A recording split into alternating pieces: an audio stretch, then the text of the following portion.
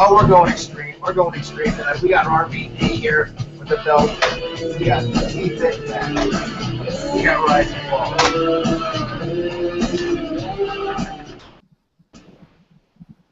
All right. Cut the music. Cut the. All right, get in. Come on, sound guy. Come on. When I'm on cue, sound guy, you have to be on cue too. I mean, seriously, get with the program here. Hello, everyone, and welcome to the Horsemen Hangout. My name is Rue, a.k.a. Ryan Patrick. Happy Tuesday, happy June the 10th here, happy extreme edition of the Horsemen Hangout, where we talk about all things extreme, ECW, the promotion that was. We are going to talk about a lot of other things as well. Let's meet the panel this week. Of course, to my left here we have Mr. Lane with the boogie board. Mr. Lane, how are you doing this week, sir? Doing good. Just saying hello to everybody that's watching this Horseman Hangout tonight. Very good, Mr. Lane. Good to see you. Good to see you on this, well, near summer day. It's felt like summer today in New Jersey, didn't it, Mr. Lane? It rained, too. Yeah, it did. And also joining us this week, Mr. Mark Golden, at Real Mark Golden on Twitter. Mark, how are you this Tuesday evening? I'm feeling fantastic. How about yourselves? Very good, very good. Good. Okay, let me put my, okay. I'm looking. Okay, I don't know what that is. And also, we have, to my extreme left, pardon the pun, we have Steven, Triple H Guy 2004. How are you tonight, Tuesday night, Steven? It is pretty good. How are you guys doing tonight? Good. Good, Steven. Thank you, and thank you, Mark, for the invite. Of course, we are two horsemen short tonight. Mr. Justin and Mr. Zorzi are at the Philadelphia Phillies game in Philadelphia, of course. But tonight, unfortunately, they couldn't be here, but we are celebrating all things extreme ECW tonight. As you can see, I'm wearing my Swanson and Rittner shirt here, Hardcore Homecoming. For anyone who's never been to the ECW arena, it is on the corner of Swanson and Rittner Streets in Philadelphia. Hope to go back there soon. But before we get into all of that, the traditional recap of Monday Night Raw, 3 hours of television programming last night. The hot topic coming out of the show, obviously, was Triple H and Stephanie officially stripping Daniel Bryan of the WWE title and, well, basically adding a very interesting stipulation to Money in the Bank. Would any one of you fine gentlemen like to help me out and tell me what that entails for Money in the Bank? Well, with the Money in the Bank, quite frankly, you got the championship match for the Money in the Bank. You're not going to go after the briefcase anymore. This is probably an epic event since the 1992 Royal Rumble, because for those that don't remember it, Hogan had gotten stripped of the World Heavyweight Championship at the time in the WWE, and the winner of the Royal Rumble became the champion, which eventually became Ric Flair. Now, I think I think you could put it at that level. Mark and I had conversations about this. He agreed with me that we should have had a tournament, but Money in the Bank here is like the second best thing as far as the WWE World Heavyweight Championship is concerned. I think you can. It's the prize now. Yes, Daniel Bryan got stripped of the championship. Unfortunately, that's just a business move that had to be done, like it or not. But I think the Money in the Bank now. Let's see who's in this match. I mean, Cesaro. I mean, he won on Monday night, but then most of the teams you got are former World Heavyweight Champions. Think about it. Well, I hope we see a new champion. Most definitely. And Mark, would you want to add anything to that?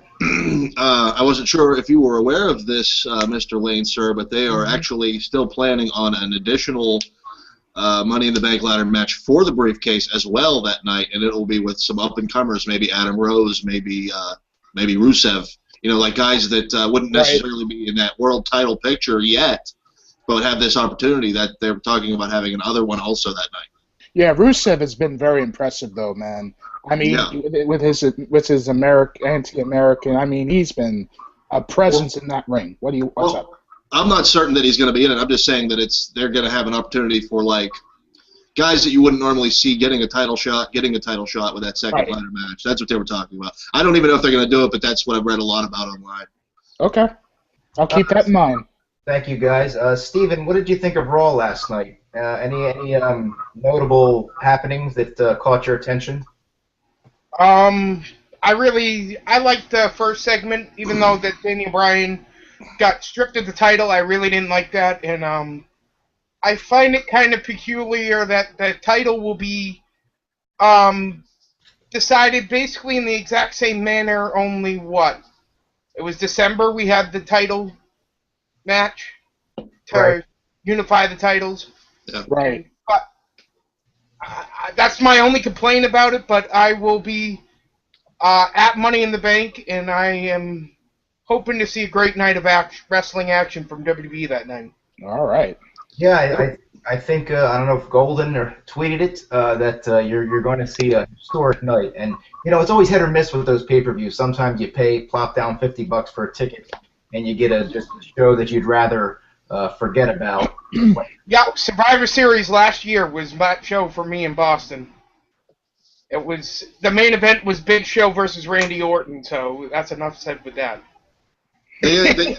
They said that they didn't want to go by with another month of a pay-per-view without having a world title in the line, and that was why they've decided to do it, like right away. Gotcha. Yeah, I mean, it's setting up to be a good show. Once again, they will not get my money because I already give them money, like you three gentlemen do for the network, and that's where I'll be watching the pay-per-view at. Who do you guys think will else be in the? Who do you think the other three guys will be? Yeah, you guys want to take a stab at that, Mark or Mike? I just read today that John Cena and Bray Wyatt will be two of those last three slots. I wouldn't be surprised if. I'm sorry, I wouldn't be surprised if Triple H would be installed into that. I don't know. You'd think he would have given it to Seth, like as a reward for jumping. I agree. I think that's an excellent point there, Mr. Golden. I think Seth Rollins. I know we'll probably talk about that a little later. I think Seth Rollins, should get an opportunity for the championship, unless Triple H got other plans for him. So we'll see. Well, I think he and Triple H and Seth are going to be teaming up against. That's right, WWE Network. They're going to be teaming up against Dean and Roman. Yeah, I'm looking forward to that. In terms of the Raw itself, I thought it was a hot ending, but I don't know, it just seemed kind of uneventful. I definitely think that Roman Reigns is going to be the next. Man, is he over like gangbusters? He is really hot right now. As is Mox, Dean Ambrose. But I just see him as we're not going to get into this like we have in the past. Scotty, stop it. But he is going to be a heel. I mean, no matter how much he's cheered now, he's destined to be one of the top heels. And arguably, I think that Roman Reigns may possibly be a top heel as well, but that remains to be seen. Really? You think? Well, I mean, what's your take, Mr. Mark Golden? Go. I'll make it brief. I agree with you about Dean. He's heel caliber to the nth degree, but Roman seems like a guy that WWE would get behind. He's got that, handsome face and the look and the Samoan thing. The Rock. He's got the cousins of The Rock, and he just seems like a guy that Vince would definitely get behind. I just think if they do it too soon, and I said this before, the fans will reject him like a bad organ, like quickly. As much as they love him now, if he's a champion in 6 months and he's pushed and pushed and pushed, the audience will turn on him. And that would suck. But they will. Yeah, I mean, I tend to agree with you. All right, guys, I think that's enough of the 2014 talk. Time to get into our time machines, our DeLoreans. Let's backtrack.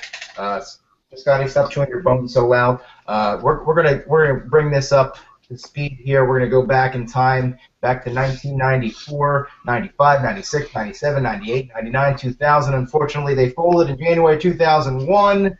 ECW. This is the extreme version of the Horsemen Hangout. Before I get into my personal thoughts, because I am a bit biased, because I am from Philadelphia right here, and grew up about 30 minutes from the origin, or the conception, if you will, of ECW. But I want to get you guys your take on the extreme, what ECW has meant to wrestling in general, the business, and its general influences. I'm curious about before I get you two guys, Mr. Lane. I don't necessarily know if you were a huge ECW fan back in the day. Now, just to preface, in Philadelphia, we would get ECW on Sports Channel Philadelphia back in 1994 or 5. That's correct, buddy. That's correct. That's right. And then it moved to WGTW 48.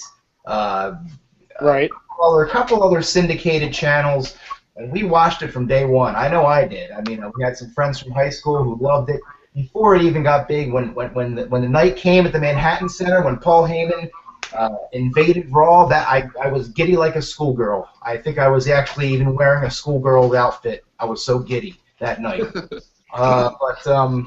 Anybody, yeah, I'm getting off track. Mr. Lane, your thoughts on ECW? Go. Well, ECW, although I'd never been to an ECW event in my life, it was a very intimate setting. I mean, the crowd was very up close to the action, and if you like you said there, Rue, you were in the ECW arena at the time. It was a very intimate setting, and it was very passionate wrestling fans.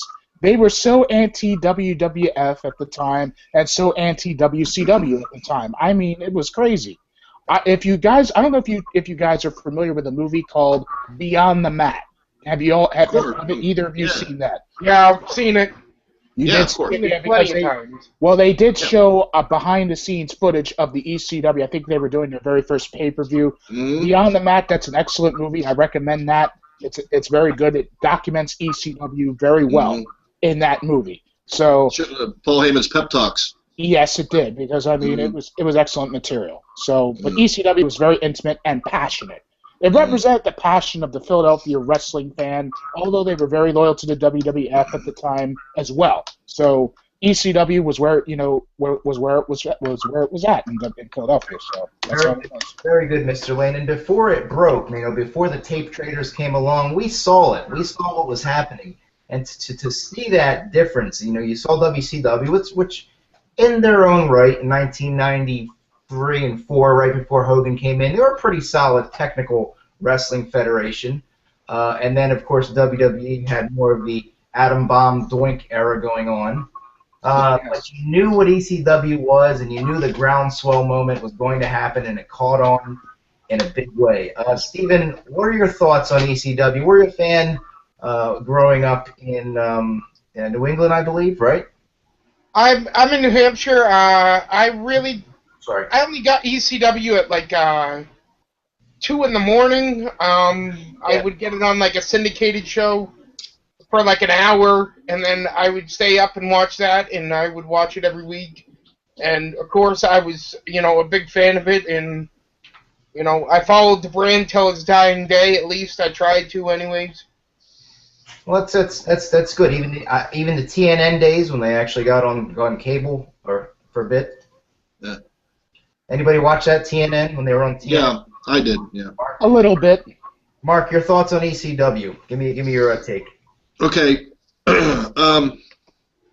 Well, I was lucky to have been living in Pennsylvania myself. I lived in Pittsburgh. That's where I'm from. And at the time, I'd say 93, 94, I was writing. My friend and I had our own wrestling newsletter, and we also would read the Torch and stuff. And that's when we would read about this ECW that we didn't get to. It wasn't on our cable yet. And long story short, we managed to get to. I went to see 2 ECW shows, and it was thanks to that newsletter that my friend and I were working on. We had backstage passes, press passes, but after reading about ECW, that was after I had actually seen it. It finally came to our cable. We were so excited. But before that, I was even getting bootleg tapes too. After it was reading about it, we had the opportunity to hear about this, but it didn't get our cable until about I'd say 95. And we were pretty thrilled, my friends and I, because, I mean, you read about something for so long and then you finally get the chance to see it. It was pretty special. But to be able to go to a show, too, seemed pretty rare to me. That was like 96 or 97. Yeah, it was a fantastic experience, and it can't really be just put into words. Being a lot of the kids, the 20-year-old kids today who, I don't know, maybe they enjoy the hardcore style in the indies. You don't see it too much mainstream anymore. But it really was, as much as you said it was garbage wrestling, it wasn't so much garbage wrestling. They did have technical mixed in, guys like Eddie Guerrero, Dean Malenko. I think he might even had a Twitter conversation with Steven about this, how they would have Malenko, Guerrero, Jericho, Benoit, God, the list goes on. Too Cold Scorpio, who's a flyer but could also wrestle. Yes, he could. Douglas. There were a lot of great wrestlers there. And then, of course, you had the brawlers like Sandman, Public Enemy. Love Public Enemy. As a matter of fact, when I got married in 2010, I came out to Here Comes the Hot Stepper as a tribute to Public Enemy.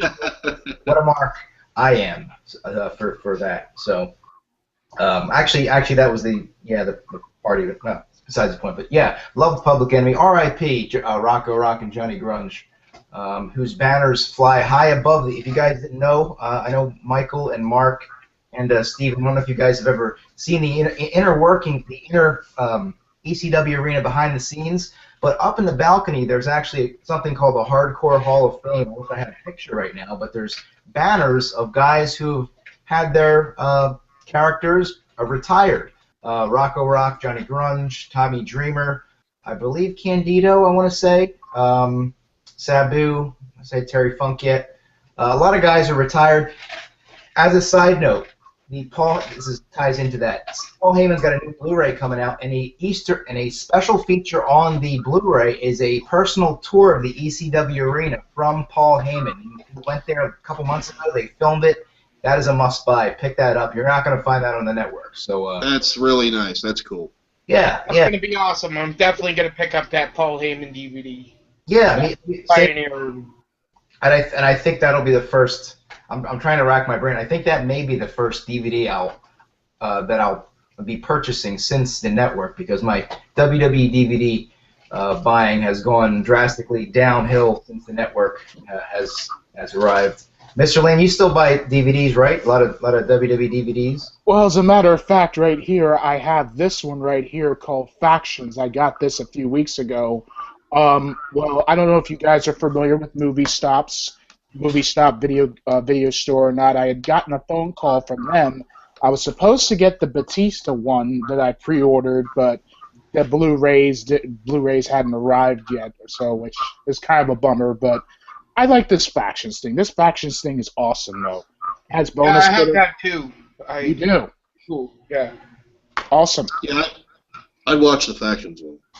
All right. Nice. Yeah, seems pretty solid. I just want to add one more thing in terms of memories, because I may have a few extra memories. And this isn't so much a particular memory, but a statement. I remember with the groundswell movement. You know what? Mark, you know me. You know I'm a Vince Russo guy, unfortunately. Yes. I'm like one of three. Attitude Era, big Yes. in the business. But as much as Vince denies that ECW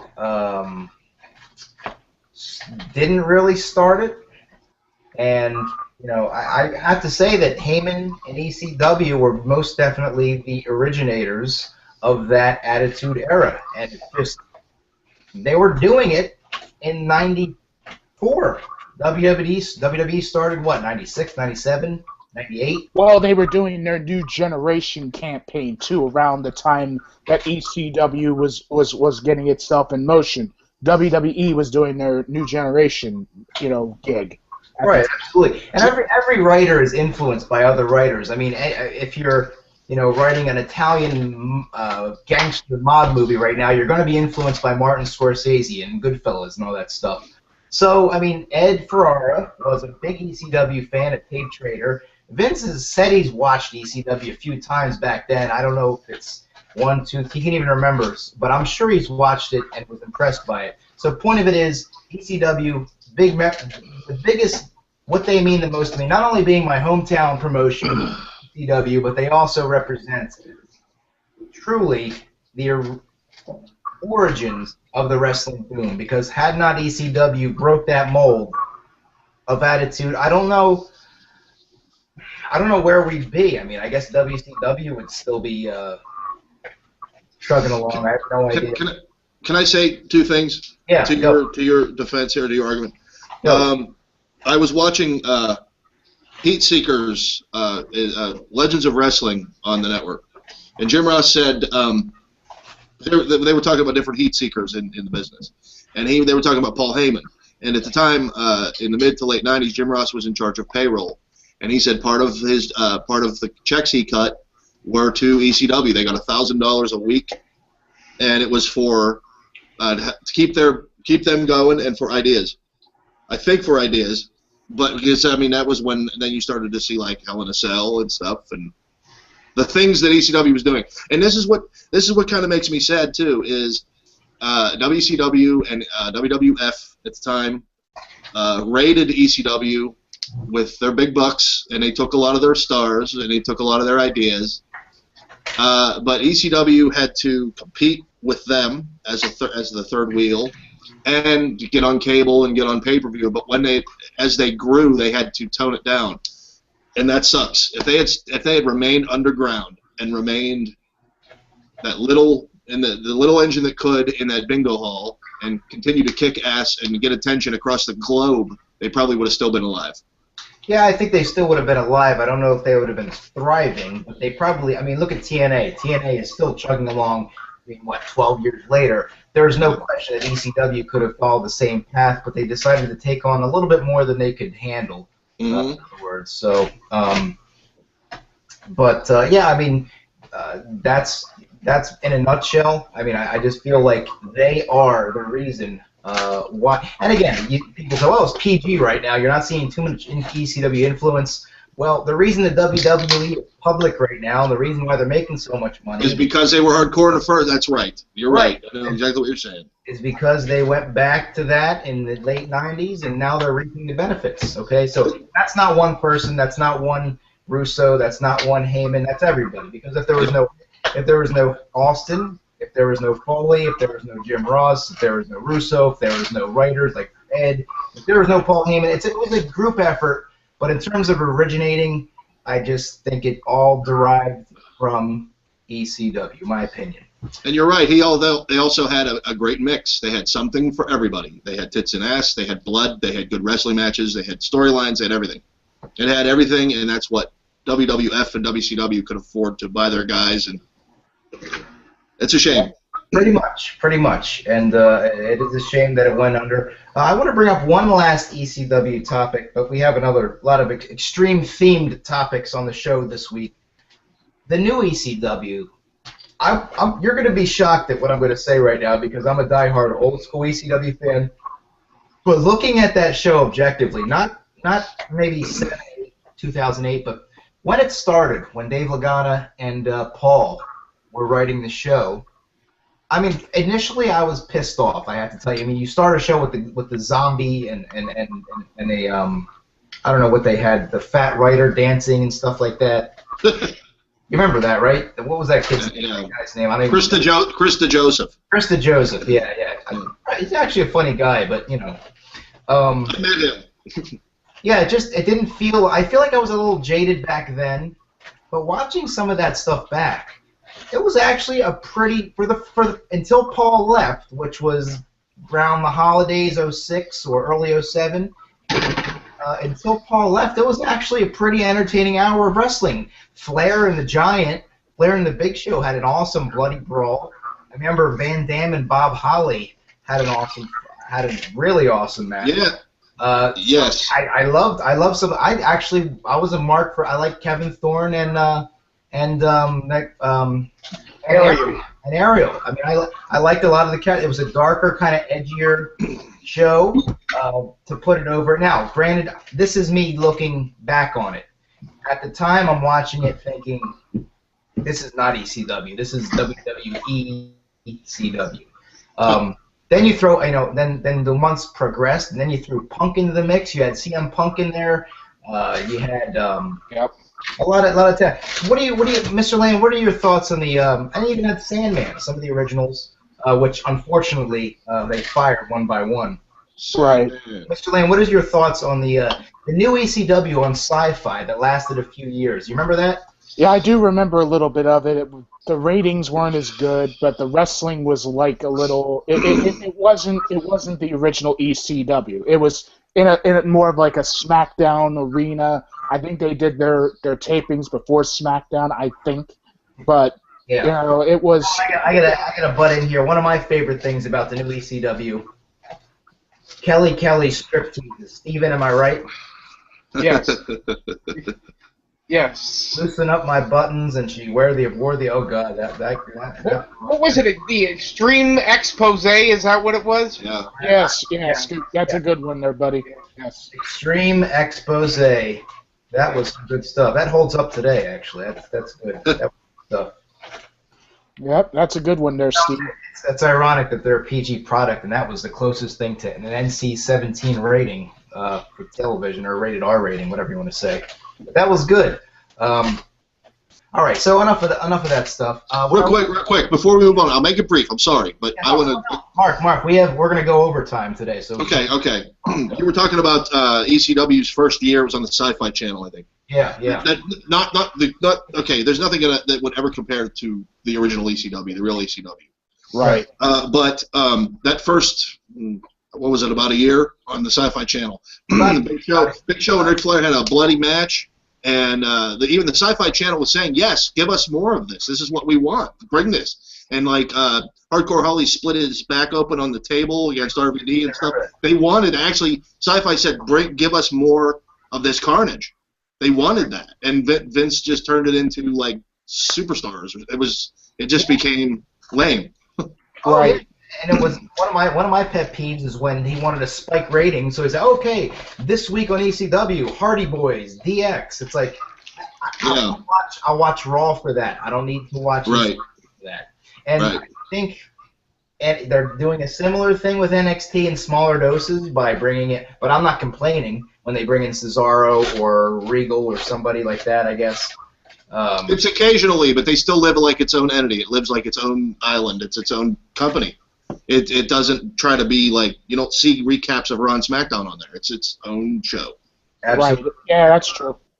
And at the very least, Steven, I don't know if you remember this, but the two, my opinion, then I'll get your opinion, Steven. The two one-night stand pay-per-views were freaking entertaining as hell. Even watching them back today, I never get tired of watching those pay-per-views. Matter of fact, here's one of them right here. One Night Stand. The first one was That really was the good. best one of that of all. First one. Yep. Yeah, you're right about that. And also, that was good. And honestly, Second one wasn't bad either, though. one of the, no, it was actually pretty solid. The second one, the highlights, the crowd reaction to Van Damme. Oh my God! Anti-Cena. That was crowd heat, man. Yes, it was. Yeah. One Night Stand. I remember it. As a matter I of fact, wish I was in that building that night. That would have been awesome. I wish I was, and I really hope, because TNA needs a jolt in the ass. Sorry to curse on the Horsemen Hangout, but they're going to be at the Manhattan Center very shortly, and I hope there's some passionate fans there. What do you think about that, Mark, Mr. TNA? I agree with you totally. They need something. If they're planning on having a wild night,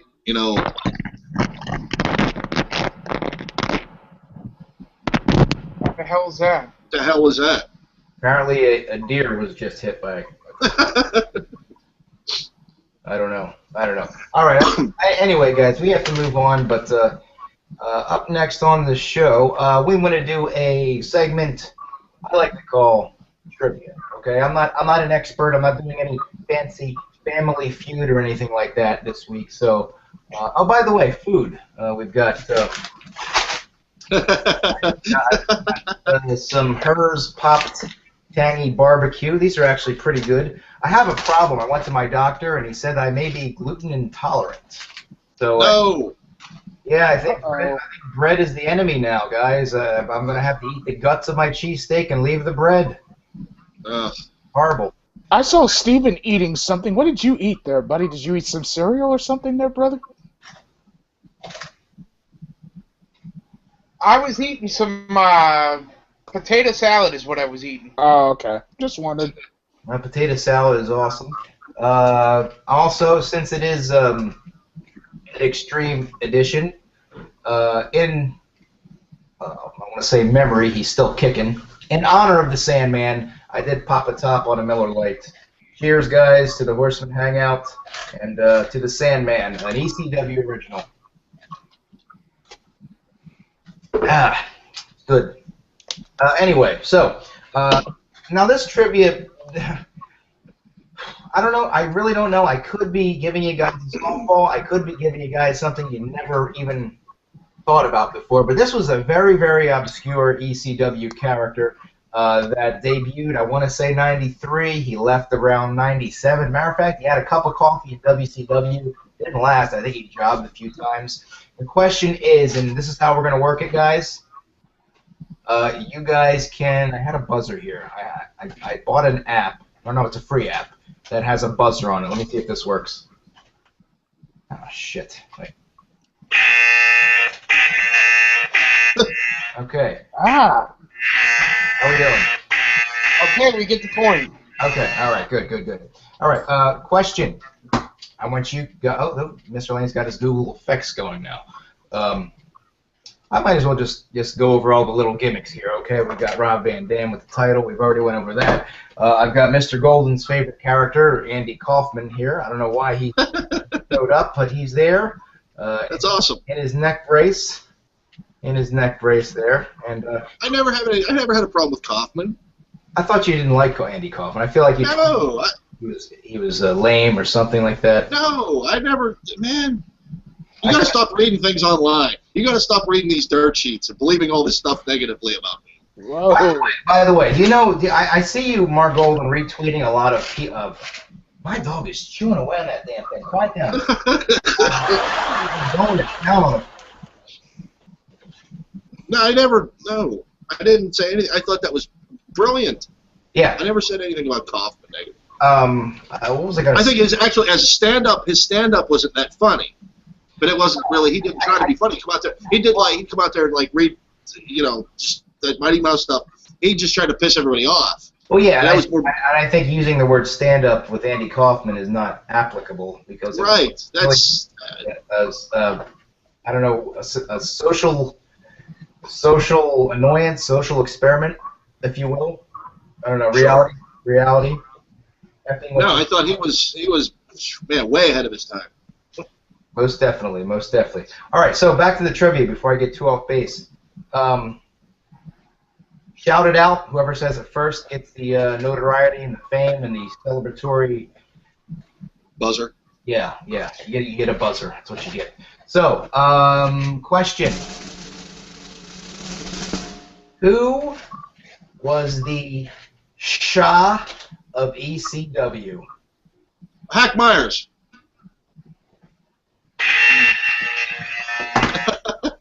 You are correct, sir, and I know oftentimes that buzzer means you're wrong, but on the Horseman Hangout, buzzer means you are absolutely correct. Thank you, Mr. Mark Golden. Correct. The reason why they called him that is because he said that every time he'd blow a punch. Shah. So the crowd started cheering that too. That's how he got that. Mr. Mark Golden, what did they say when the Shah got hit in the face, though? Shit. Yes, the fans chanted shit. So in other words, if you didn't understand what Mark just said, I'll pantomime a little bit. So every time Shah Hack Myers, you can Google it. I guess he's not on YouTube too much. Every time Hack Myers threw a punch. What's going on here? Are we live from the ballpark? Are we live right Yes, now? you are live in the ballpark. Fellas. Get the game in the background. Mr. Zorzi, are you live? I can't see. I can hear you. I can't see them though. Oh, there's so many people talking. They're at the game. Well, anyway, if you guys can get a feed going, anyway, what happens when Horsemen Hackmeyer Hangout. call somebody? He would right hand, and the fans would chant along. Shot, shot, Have a shot. great show, guys. All right, thank you, Z. Have a good time. All right. Thank you. Thank you guys for that live look. That was really strange. That was a live Dynamite drop in. there. But let me just finish this really quick for our viewers at home that don't understand. Hack would throw a punch, maybe like a succession of 4, and the fans would chant Shah, Shah, Shah. And then when his opponent would come back with punches after punches, the fans would chant shit, shit, shit, shit. And it was a funny, interactive thing. That's all. That's all. I love it, and that's one of the reasons why I love ECW. Corny things like that. But the fans, obviously the fans put Hack Myers over because he really wasn't that much of a deal, so to speak. All right, guys, moving on. Let's switch gears here right now with something else that's extreme, and we're talking about food right now because I know we love food on the Horseman Hangout. Extreme hot food. I'm going to get you guys to give me, first of all, do you like spicy food? And if you have a favorite, maybe a favorite hot sauce, maybe a favorite spicy meal, maybe a favorite spicy barbecue chip or Dorito. Give me that. Extreme hot. I love it. I take a damn Nexium pill every morning because I'm a moron. And my liver's probably going to be shot by the time I'm 54, Mark Golden. I'm not going to have a liver. And but at the same time, I love spicy food. I love Frank's Red Hot and Sriracha, whatever you call it. Mr. Lane, what's your take on spicy food? And do you have a favorite spicy meal? Well, you know, I wish I could do this. I don't know if Steve and Mark are familiar with Buffalo Wild Wings by any chance. They have like they have an extreme hot sauce. I've yet to try it, but I might try it. Then again, I might not. I don't know yet. But they have like the hottest hot sauce, and if you eat the barbecue or eat the chicken, I think within like 3 minutes. I forget the time limit. If you meet the time limit, eat that hot chicken. I think you get like a free shirt or something, and you're posted on the Wall of Fame at the Buffalo Wild Wings or something of that nature. So like Adam. Yeah, something like that there. But just to calm it down for snacks, I like Doritos, like the hot Doritos. Those are like my personal favorites. Rue knows about that. I love Doritos. So Very good. Love those spicy Doritos. My personal favorite spicy meal. Did I even say one? I don't remember. I said spicy sauces. I love spicy Mexican burritos. Delicious going in, hell going out. All right, up next, Real Mark Golden. What do you have? Oh, actually, wait a minute. All right, Real Mark. All right, this has been bugging me, Mr. Golden. Can you answer this before? Okay. All right. Yeah. Where the hell is the fake Mark Golden? Because obviously you're the real one. Is he locked up in a trunk somewhere in Illinois? Well,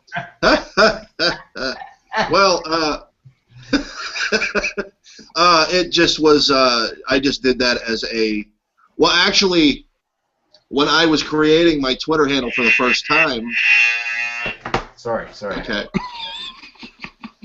You want to know the answer? I'll tell you. All right, then get on to the hot sauce. Okay. When I was creating my Twitter handle, it was like everything I tried with my own name was already taken. There's already this name. There's already a Mark Golden 12. There's already Mark Golden ABC. Everything I did, so I did real Mark Golden, and that worked. So it let me save that. I don't know why. It was weird. Because also people talk about like, hey, like you'll see a lot of famous people on Twitter that say that's a fake account. This one's the real one. So I did that as a joke too. All right, fair enough. Now on to the spicy foods, and are you a fan, Mark, of spiciness? And absolutely. Like yourself, I take a Zegerid every single day to keep up with the coffee and the beer and the rich foods and stuff. But for spicy stuff, my girlfriend likes the Mexican. I don't care for Mexican as much. I'm more of a Chinese fan. I like Kung Pao Chicken, General Tso's, any of the Asian, sweet and spicy Asian sauce, Thai chili, that type of thing, for sure. Very good. Steven, your take on extreme hot in terms of food. What do you like it, and what's your favorite? I like buffalo wings. I like tacos. I like all sorts of hot stuff. Yeah, most definitely. I think it's a universally. I don't know why. It's a strange thing because obviously, if it's too extremely hot, you feel a pain. But it's like one of those pains where it's like, damn it, it hurts so good. I guess. Yep. Yeah. I don't know. I got that sriracha straight sauce though. That's That makes you. I get hiccup, man. I can't eat that. I got a jar of it. I can't eat it. Well, my original idea for this segment was to do a shot of it on the air. Oh, like Steve O's stuff. You're gonna do? Oh, really? Nah, I just that's why I wanted. That's why I vetoed it because I thought it was too jackassy. I'm not a big fan. Dude, you get sick, man. Don't do that.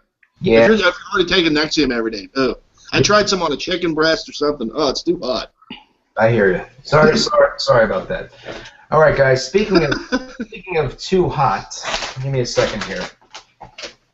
Give me just 1 second. Well, first of all, as we know, Tammy Lynn Bitch, aka Dawn Marie, she's right here, an ECW Yes. original. I had a crush on her back in 1999. And then I found out that she actually was an actual bitch in real life, so I stopped hearing about her. I met her on WrestleMania 19 weekend. I met her at WrestleMania 19 in Seattle. I met her walking around town. How was she nice?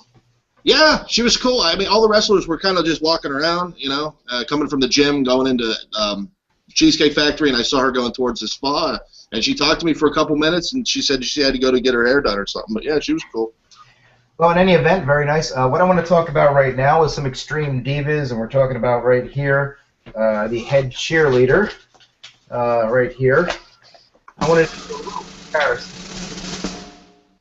Head cheerleader right here. Francine, who is actually right now a soccer mom, I think. But here you see she wasn't so much a soccer mom. Not quite. This is Francine, as you can see. Again, at the time of ECW, guys, I was about 16-ish when this was all going down, so you can imagine the hormones when I saw Francine prancing around like this. Well, I don't seem to have a picture of my other extreme diva, but it was Francine and Beulah McGillicuddy. If you had to pick one as your valet, girlfriend, wife, sidekick, love interest, Francine or Beulah McGillicuddy, you can go with not only looks, but charisma, personality, wrestling kicks as well. Mr. Lane, who would you pick, Francine or Tommy Dreamer's Beulah McGillicuddy? I would say Beulah, probably, because, I mean, she was more attractive in my eyes anyway. I liked her. The lady could get down and dirty with the ECW ladies at the time, and, you had cat fights and whatnot, and you remember that legendary storyline with Raven, too. That's another one. So, I mean, she was very good. She was a very good lady. I also remember Joey Styles' legendary cat fight! Yeah. Mr. Mark Golden, Francine or Beulah, you have a choice. Make your choice now, sir. I was going to do the Sandman beer can crush to the head, but I also opted not to do that. I don't think work would appreciate that tomorrow. No. They would not. Okay.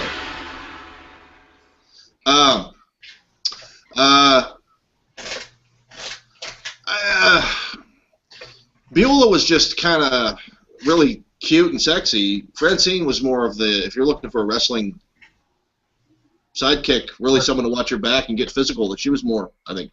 Francine, if you do F, Marry, Kill, Francine, Beulah, or Dawn Marie. F, Francine, because she'd probably be pretty. Dawn Marie, Kill, and no, Dawn Marie, Mary, and Beulah, Kill. I guess I don't know. Whatever. What was the question? I picked Francine. I'm going to cut off. Thank you, Mr. Golden. I'm going to cut off Steven, and I'll go to Steven in just a second. But me, hands down, hands down, 110%. Please, no disrespect to Mr. Dreamer. He's got a lovely wife and a family, but 100% for me, it was always Francine. Yeah. Over Beulah. Just me. That's just how, I don't know. Just me. For obvious reasons. Maybe not so obvious, but just my opinion. Steven, Francine or Beulah McGillicuddy? I will go with Francine. That's a man that thinks like I do. Very good choice. Very good choice. All right. That segment sort of went nowhere, but that's okay. That's okay. We've got time, and we've got time to kill. So, anyway, it didn't go nowhere. It was fun talking about Francine. TNA. You got to have TNA sometimes, and I'm going to sound like a male chauvinistic whatever, but I think WWE might be missing a little bit of those B&P matches. Does anybody miss the bra and panties matches in the WWE anymore? Michael, do you miss the B&P matches? Yeah, I miss them a little bit. I mean, if they could do it for old school's sake, why not? Like, do it in a pay-per-view event or something. I don't know if they'll do it on Raw right now, but you know, I think they should bring back some of the Hall of Famers. Bring back Lita and Trish to do an old school bra and panties match again. Why not? That'd be great. Hey, bra and potty matches? Bra and panty matches. Hey, bra and potty match might be just as good. No, but here's just a thought. But here's a thought, guys. I just want to run this by you, and I don't want to get too in depth with this. And you guys may have brought this up on a previous hangout. If Vince decided to go with that, now why couldn't, with a 3-hour show, let alone a 2-hour show, with a 3-hour show, why couldn't you have 8 o'clock to 9 and even 9 to 10 be PG, and then from 10 to 11:15 do a PG TV 14 show? How is that? Is that doable? Mark Olden, do you think that's a doable idea? I think if they were going to do something like that, it would have to be its own show. Like, this is our hardcore show. If you don't like this kind of thing, don't watch it. Because if you have a show that's 3 hours, it's like, well, the first 2 hours just kind of move along like it normally does, and all of a sudden it picks up. It would have to be its own show. Like, if there's something that happened, like Seth Rollins against Dean Ambrose in a First Blood match on Tuesday or whatever, like something that it's its own. If you don't like this, don't watch it. It's not for you. It's not for under 14. It's not for the kids. I see. And in that respect, I want to go back to Mr. Pyro Ballyhoo himself. He says, you have to have one direction and stick to it. Don't be choppy. So I guess I'm wrong on that one. Real quick before we move on, Steven, in a perfect world, would WWE go back to TV 14? In your perfect world, I mean. If I would love for it to go back, but I don't think it's going to happen. I think they're going in the direction that they want to go in, and either going to have to like it or don't like it. I agree with you, and I was at the time when they announced that it was a PG television show. I was sort of more of a TNA fan, and I was kind of out of the WWE loop. And when they said it was PG, I couldn't believe it. I really couldn't believe it. If you think about it, though, like, what are the differences? What is the difference? Really? I mean, other than... It's funny because on paper, and theoretically, if you're a writer, using things and attitude and vulgarities in TNA shouldn't really make a difference in the grand scheme of things. But if you watch a Raw and this is just my opinion, I could, my taste, your tastes are different. If you watch a Raw, and I'll even, again, obviously you think I'm biased. I know you think I'm biased because of Russo. I'll even go after Russo. Watch a Raw from 2000 when Russo left, and compare it to what you see today. 10 times more entertaining, and I'm not entertained by curse words. I'm not 10 and 14 anymore, or 15 or whatever. But it's just an overall theme or feeling of just a show that's more captivating and intriguing when it's more adult, geared towards adults. That's not necessarily mean with curse words and vulgarities, but just that's, you know what I mean? Yeah. Here's the thing. The aggression level seems to be ever slowly increasing. Aggression level. Like, look how severely Seth pounded them with those chairs. It Back, they tweeted the pictures of his They tweeted the pictures of Roman's back was all bruised and beaten. Every time anybody gets a scar or a stitches, they show it. I think the aggression level is slowly growing more. Like when Brock was on there, and he's just I agree. destroying. But okay, I was always a Val Venus. I liked Val Venus during the Attitude Era. He was fun. But okay, a porno star, a pimp, Mark Henry sticking his hand down a transvestite's pants and feeling a dick. I mean, that's just like, you don't need that stuff. I mean, you can still have a good, compelling show that has good stories and good action, but it's just some of the stuff that they did. You know, like Mae Young giving birth to that hand. It's just like they say, the bad heat, like gross, and people still talk about, or Katie Vick stuff. It's not. I could take that or leave that, really. Yeah, but you know, I totally understand what you're saying, and again, I'm not defending vulgarities and things like that, because you can have an awesome show and not be that way. But to use a pyro ballyhoo phrase again, the reality of the situation is, I still remember, and this isn't even a Russo idea, I still remember Katie Vick, I still remember the hand, I still remember Mark Henry. I don't remember, I couldn't tell you 5 things that happened in the past 10 years that stick out in my mind.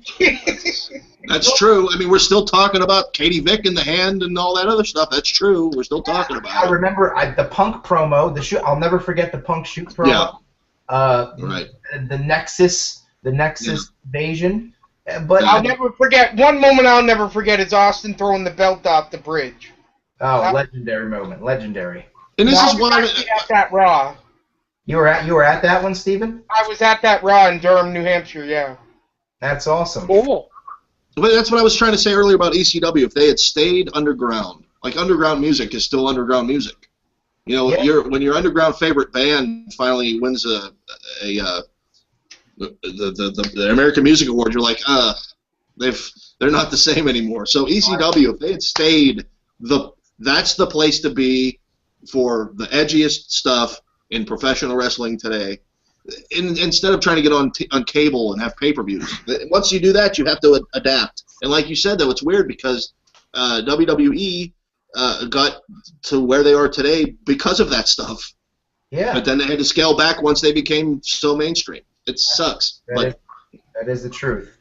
Before we get out of here to the next segment, Mr. Lane, do you remember that segment with Hunter with the cane mask and Katie Vick in the casket? Do you remember that? Oh my God! Yeah, that was. Oh my God, we're really gonna talk about this? That was awful. I'll give you a better one now. I'll give you. I was watching Raw episodes on WWE Network a little while ago.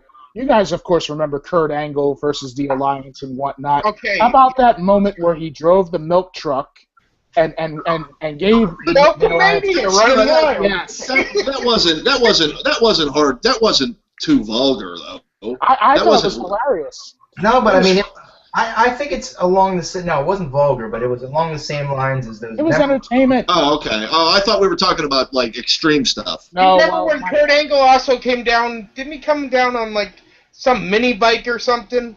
Yeah. Oh yeah, the scooter. Yes. Yeah, it's a scooter. When Kurt Angle said to Booker T's wife, Jamel, he said, "I want to have Jamel." He said, "I want to have hot bestiality sex with you," and that's just like 2006 or 5. Well, this is the extreme edition of the Horsemen Hangout, so you heard what Golden said. Hey, I was quoting Kurt Angle. He said that wasn't me. That was Kurt Angle I was quoting. Some of that stuff, man, in 2000. It's true. 2000, 2001. Again, all due respect to the Alliance, and that was the worst botched angle of all time. We could dedicate a whole show to that garbage, the invasion. But some of those pre-tapes were just naturally like with Angle, Austin, Taz and things, Deborah, Vince. Some of that backstage stuff with Angle was hilarious. You guys were talking about Angle. I just brought up Angle. The last promo of that whole program when Paul Heyman chewed Vince a new one. He said everything that everybody was thinking, and Vince let him just go on for about 10 minutes. Let me go into my shill mode right now. Maybe we'll get sponsored by the WWE, but that promo is featured on the Paul Heyman Blu-ray coming out. Yeah, that's great. When is this? Is it Blu-ray that's out now? No, they're. Can somebody help me out when it comes out? Does anybody know? I'll buy that. That's September? Okay, in the fall. Sometime in the fall, I want to say. Yeah. How do you guys know so much about it already? Because they've been talking about it on online for a while. I've been reading up on it. Okay. Yeah, that's a definite one to buy for sure. Most definitely. Oh yeah, that's definitely one to add to collection. Any real wrestling fan should have it. All right, very good. Moving on to the next topic at hand here. Promo Mania, ECW edition. Only guidelines this week. Obviously, last week we saw the debacle that was. I'm not going to talk about it.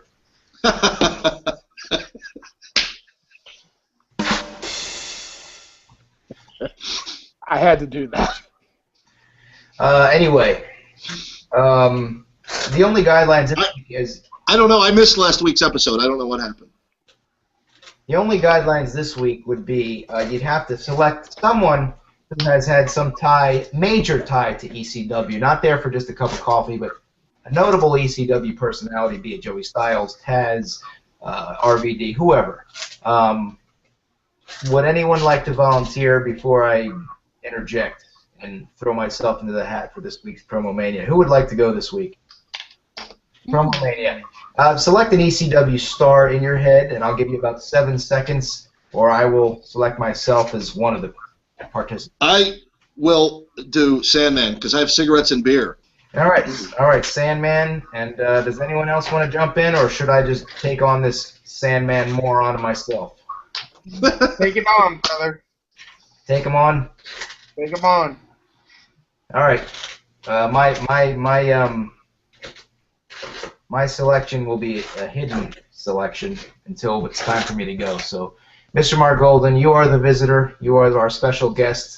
And in the sports world, if you are a guest, you bat first. So you're going to be batting first. You're a visitor. Sandman, I'll give you about 7 more seconds, 8 more seconds to think of something to start off with. I know you have that improv experience. I have none. But I do have some. Well, I will have some. All right, enough of my yapping. Sandman, from the heart of Philadelphia, your swilling, cigarette-smoking, wife-smacking. I don't endorse any of that, by the way. Sandman, what do you have to say? By the way, you know what? You got to be cutting a promo on somebody. I'm Taz, brother. Go.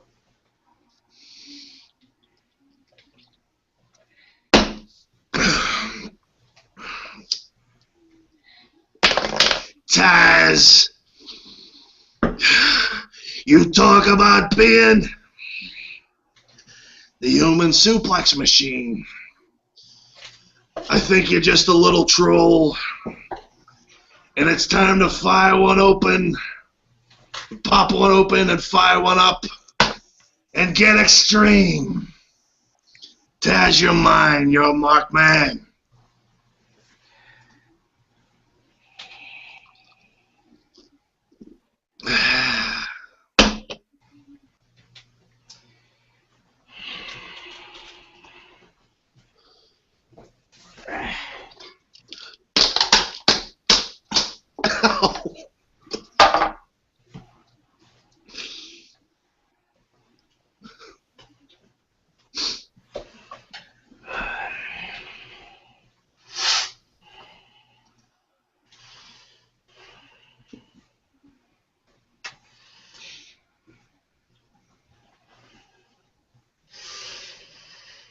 I'm gonna kill you next week in Philadelphia.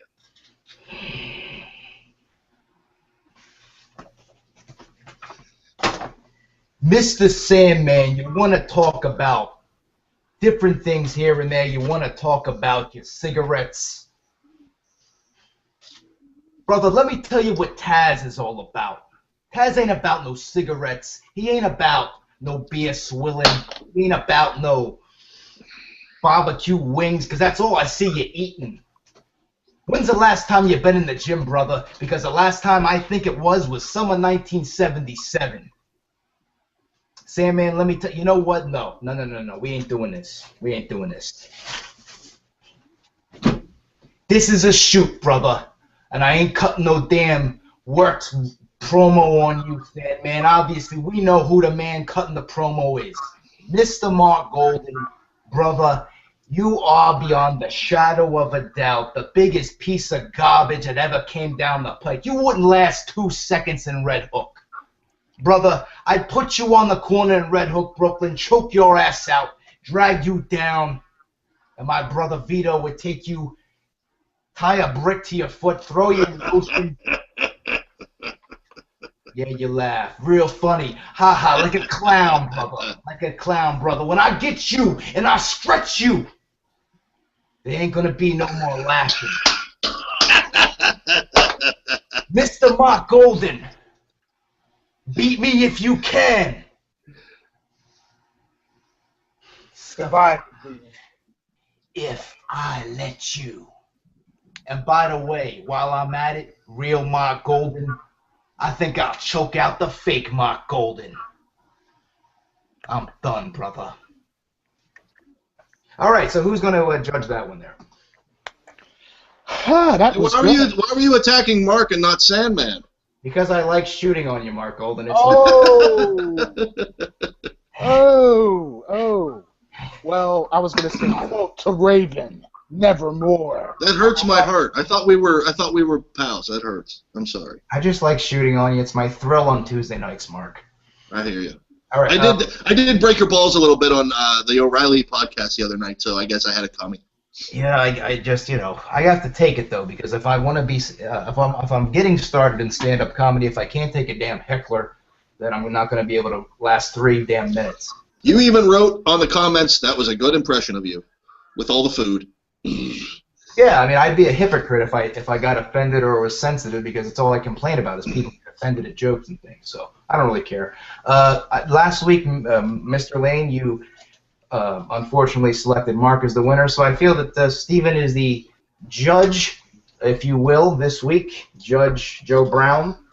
Steven Taz or Sandman, who is the Promo Mania winner this week? Steven, Triple H Guy 2004, go. Oh, you got to put me on the pressure. I just poured barrel over myself. I hope I get some honorable mention at least. I'm going to have to go with Taz. I hit myself in the head with a beer can. Thank you, brother. Thank you, brother. Thank you, brother. And I just got my heat back, brother. Got my heat back, brother. Yes, you did. And I got a headache. I hit myself. Oh, man. I must have. I think I was getting my gimmick ready. I didn't see that. I'll have to play that back later tonight. I hit 2 cans. I didn't do the sharp ends, but I did the dull ends. I still dented them on my head. 2 of them. Well, this is the extreme Horseman Hangout, and you're suffering. Yes. You're suffering the repercussions of my gimmick. Yes, I'm soaked with. The front of me is soaked with beer, and I have a bruise on my head from this. Ouch. I don't know what to say, Mr. Margolin, but thank you for participating. Yes, I took on the part. That's improv right there, baby. Mm-hmm. We are past the 10 o'clock hour this evening. We are going into overtime this week. Do you guys mind we go a little into overtime, Steven? Hell no. This is fun. Hell no. All right, hell no. How about Mr. Lane? Heck no. I don't care either. Let's go. All Let's right. do it. Because I do have a few more talking points. One non-related issue, wrestling-related issue. I wanted to get your take. Any of you guys fans of, and if you're not, be honest, conventions such as Comic-Con, Monster Mania in my area. There was a WrestleCon, I believe, at Mania. I didn't go to that. But in a few weeks, actually 2 weeks, a week from, no, I'm going to correct myself. A week from Friday, I'm going to be at Comic-Con in Philly, and I just wanted to get your takes on these conventions, these comic book movie conventions, horror movie conventions. Do you attend them? Have you ever attended them? And what is your take? Have you ever met anybody? Obviously, last year I went. Steven, I don't know if you've seen this before. I know Mark and Mike have. But last year I went and I met the Fonz. There's Henry Winkler. Yeah. I There's saw that. Henry Winkler and myself there, which I put on my desk because, well, the Fonz is a nice guy and he's smiling, so I put him on my desk. He's proof that all Jews want to be Italians. There we go. There we go. But you guys, have you ever been to a Comic-Con or anything, a WrestleCon or anything, any con like that? And what are your thoughts, Steven? I'll be back in one moment. I will read. Nope, I've never been to a WrestleCon or a Comic-Con. Just not my thing. I've met, maybe if, you know, the WrestleCon thing maybe came my way, I might go meet some wrestlers, but, you know, that'd be probably the only thing. I'm not really into the comics or... Very good, Stephen. Mr. Lane, do you show any interest towards these conventions they have in the area? Well, the only one I've been to, quite frankly, has been an old blues festival, which was like near Penn's Landing. I went with my late father at the time. Went to some blues festivals, basically, and that's really all I've done. I have not done comic book conventions or video game conventions, none of that. So I've never been to any of those things. Just really the blues convention. That's all I can go on, basically. All right, and Mr. Mark Golden, thoughts on the convention scene? I don't think he's there right now. Yeah, he said he'd be back, but I'll give him crickets. Here he comes. Yeah, there he is. All right, Mr. Mark Golden, Routine Cameras will be at the Philadelphia Comic-Con in a week from Friday. Have you ever been to a Comic-Con or a WrestleCon or any kind of horror movie convention or anything like that? No, when I was really young, really maybe 5 or 6, I was a big fan of the Incredible Hulk TV show, which was hot at the time. And there was a World of Wheels or something that came to Pittsburgh, and Lou Ferrigno was there. Okay, and let me butt in for 1 second before I forget. Lou Ferrigno is at every single freaking convention you ever want to see. He's always there. He's always shilling his autograph for $40, $50, whatever it is. Last year he was there, and he's there this year, and he'll be there till he dies. He just loves it. So. But at the time, he wasn't doing that a whole lot because he was just kind of the clandestine Hulk. You know, he wasn't as around. So for him to be on there during the peak years of the TV show was pretty neat. So. Yeah, my dad took me to see him. I know I've never been to a wrestling convention, but I would love to go to the Mid-Atlantic 100 Night of 100 Stars they're having or whatever with Jim Cornette's running it in the South this summer. I'd love to go to that in the Carolinas. I would love to. In fact, I've already dropped a hint on maybe attending that with the missus. Very good. She'll swim at the hotel pool, and I'll be at the convention. Gotcha. Point of bringing this up is, like I said, I'm going to Comic-Con, going to be filming some things there, but it's such a money pit there. I mean, some of these celebrities charge, ignorant amounts of money to get a picture with them or an autograph. I mean, I really wanted to meet Doc Brown. I'm a Back to the Future fan from way back. Christopher Lloyd. Close to $70 if I want that. Okay, that's not including the 45 to get into the convention.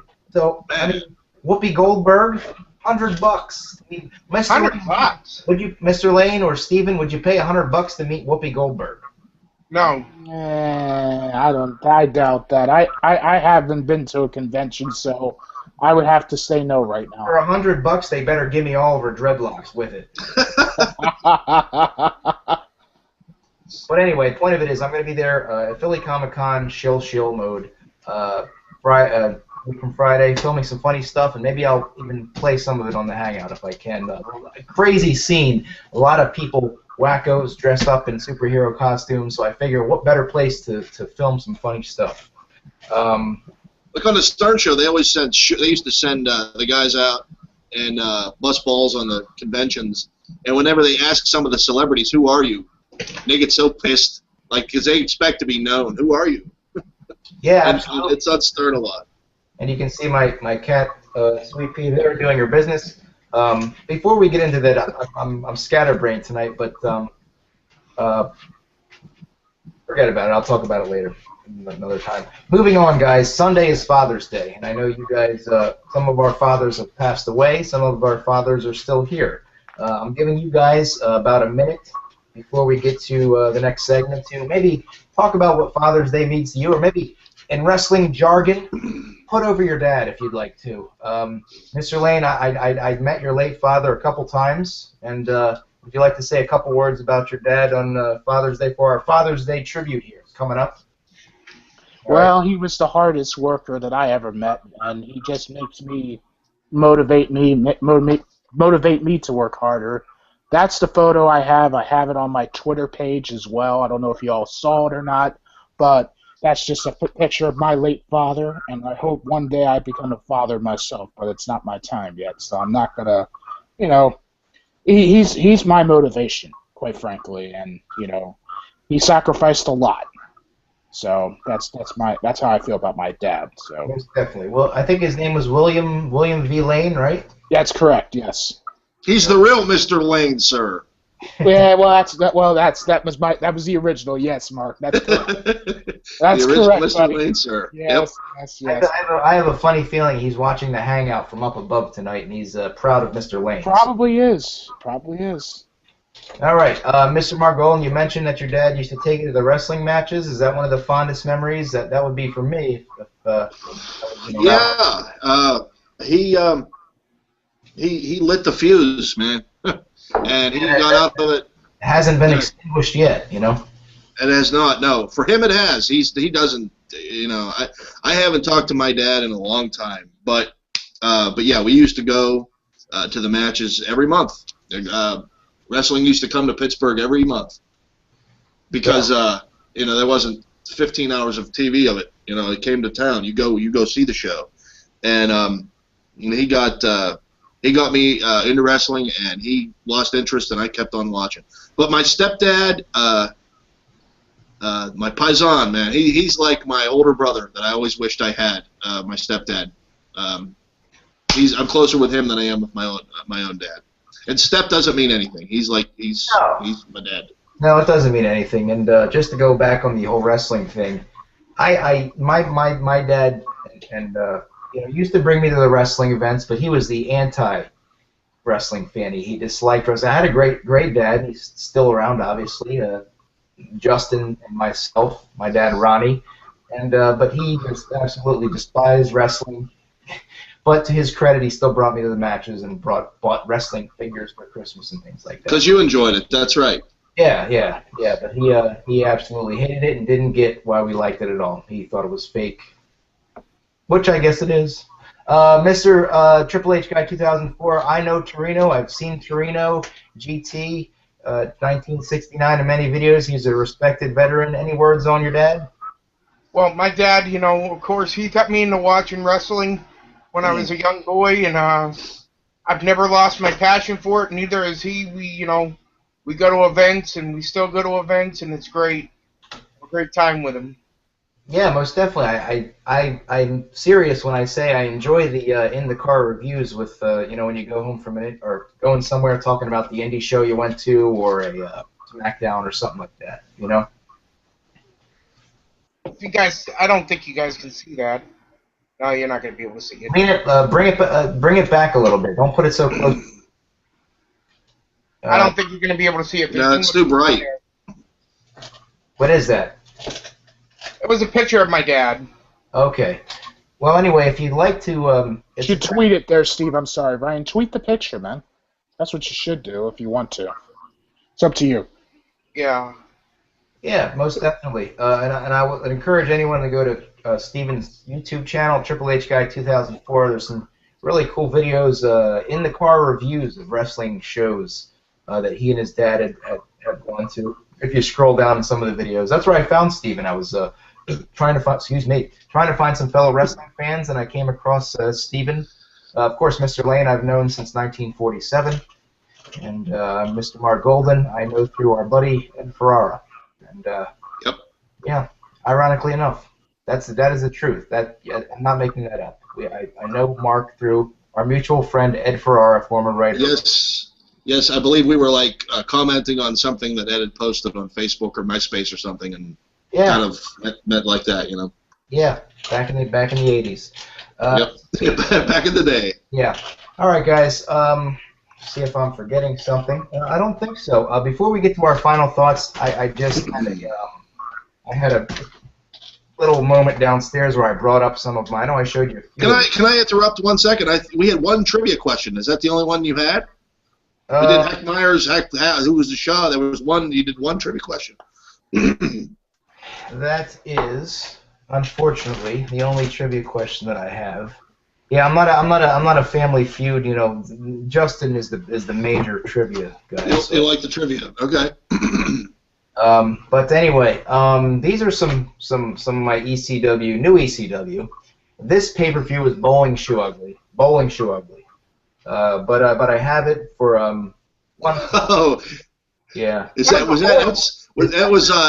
December to Dismember? Was that Heyman's last time? Yep. That was December to Dismember. The show when Punk went into Vince's office and demanded an explanation as to why they were putting over Bobby Lashley and giving him the belt as opposed to himself. 100% with Punk on that one. I don't get that. That pay-per-view.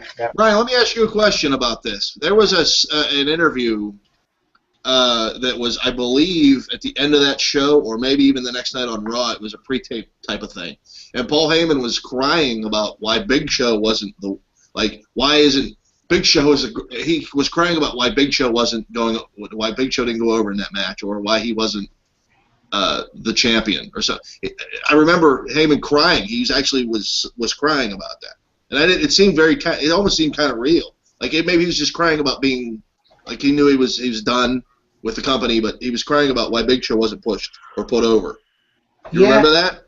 I vaguely remember that, but now that I'm racking my brain, it's kind of coming back to me, and I can say I could speak a little bit on that. I know that Paul loves to bring reality into the show, so I mean maybe a little bit of that was his passive aggressive goodbye. I don't know, but I did like those first few months of ECW. Looking back, there was some fun TV. Also, remember that you hated that zombie. He got caned in the head by Sandman that first day, so it was like he got wiped. Yeah, you know what? I hated that, and I was watching it in my bedroom, and I thought this was the worst thing ever. But then watching back, it's just goofy. I mean, obviously, I don't feel that goofiness is really needed when you're needing to build a brand right away. But I don't know. It was a fun. I remember. I'm going to mention this, and I'll shut up. I'm sorry. I had a lot more to say about ECW. This was ECW night. I'll say this, and then I'll let you take the show back. I'm sorry, but I knew the first time when ECW Hardcore TV came to our cable, and I had never, like I said, we were reading about all these guys like Sabu and Tommy Dreamer and Hack Myers and Sandman and all these guys, and we had never seen it. We finally saw it, and when the show started, and you had Nine Inch Nails and White Zombie as songs as their theme, I was like, yes, this I can get behind. I knew it was going to be great, and that's the one thing that's disappointing now that the ECW is on the network, that they don't have that original theme song. So they'll have a Jim Johnston covered track that sucks. They should have. Why couldn't they have? Because they said Vince always hated paying for like mainstream music. He hated to have to pay for that. Yeah, the shit of that is he'll pay at ignorant amounts of money to bring in Kim Kardashian at WrestleMania 24 or bring in Bob Barker to host. Yet he won't spend a couple $1,000,000 on the theme song that's not only gonna be awesome, but it's gonna help get your talent over, which is gonna be a ripple effect and sell more merch. And he doesn't get that. He doesn't. I don't think he's a genius in a lot of ways, but music-wise, I don't think he gets it. He made a few. Well, that's probably Triple H's influence, like because Triple H had Motorhead playing for him at WrestleMania. Very good. And then they had some, but then CM Punk had Living Color playing Cult of Personality for him. He had that Cult of Personality song. All the stuff. I mean, stuff like that, though, and then we have to get to our final thoughts because I got to wrap it up, guys. But stuff like that, I'll give you two examples. One, CM Punk, the Living Color deal, that was his choice, Punk's choice. Vince didn't come to him and say, "You're gonna have Living Color, damn it." No, that was That was Punk. And also, interesting fact that I read about, Bray Wyatt, the Wyatt family's theme song, very interesting song. That was found on the internet by Bray. That's not a Jim Johnston song. That's not a Vince McMahon, you're going to have this damn song. No, that was found on the internet and brought to Vince. Vince loved it. So was that band that played for that WrestleMania 30, the band that performed it live, was that them? Yeah, that was their song? Yeah, that was them. Now, I'm not a fan of the band. I don't even know what the hell they're called, but it's an awesome song for an entrance. And right, it's great. All right, guys, we are reaching 10:30 hours, so I want to get to our final thoughts. My final thought, Father's Day is coming up, so I just want to give a shout-out to my dad, who doesn't watch the show, but if he did, happy Father's Day to you, Dad, and also, well, I'll have enough time to plug Comic-Con. I keep talking about it, but I'll be there filming, and week from Friday, and stand-up comedy. I keep writing and keep practicing, and July, it's going to be pretty crazy. Mr. Margolin, I know you're not around here, but I'll have to film it and show it to you so you can rip me to shreds. I would not rip you to shreds. I would be interested to see your sets. You love ripping me to shreds. Do you have some You love ripping me to shreds and saying I sound like Tom Green cadence and I'm not funny and I'm horrible. All right, Mr. Margolin, final thoughts, go. Wow. Okay. You asked me why Jim Ross follows me on Twitter, did you not? Yes, I did.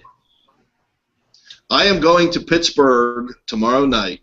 I have 2 sample packs of every one of his products, of the barbecue sauces, the ketchup, the mustard, the jerky, everything.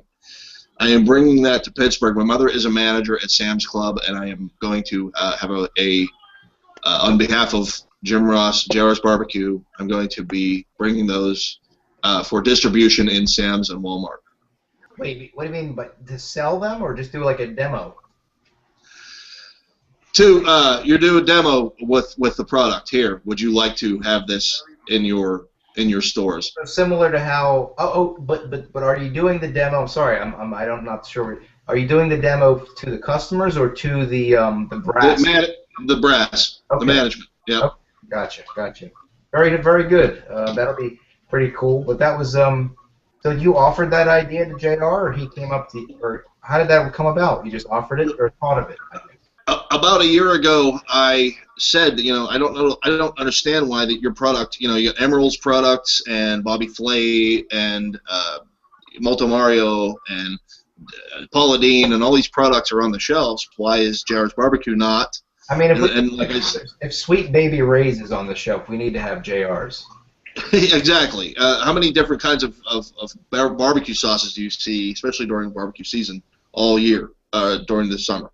But I said I don't understand why this is not. He's trying to get distribution going, and I suggested it because my mom is a manager at Sam's, the Pittsburgh chain in the Pittsburgh area.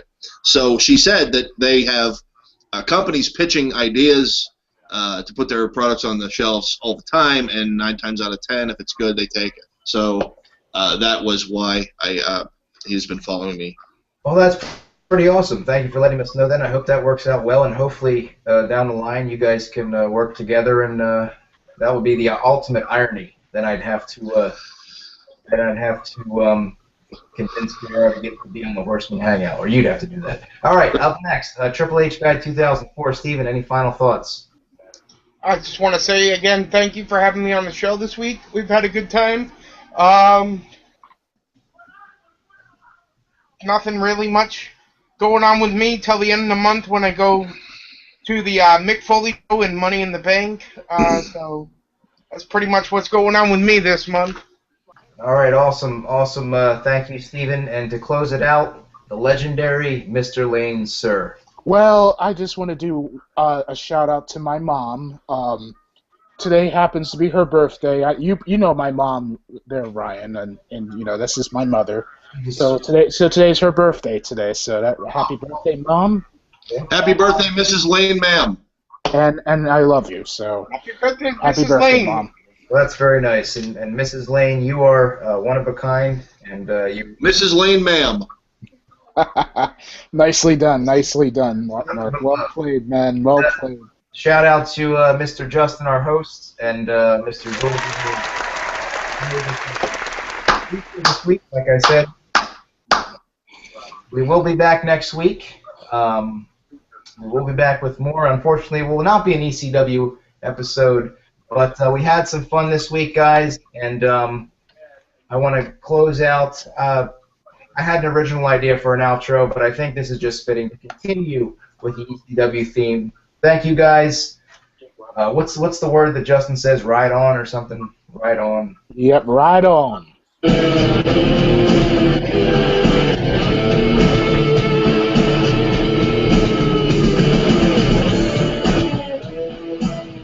See you next week, guys. Thank you for having me. Good night, everybody.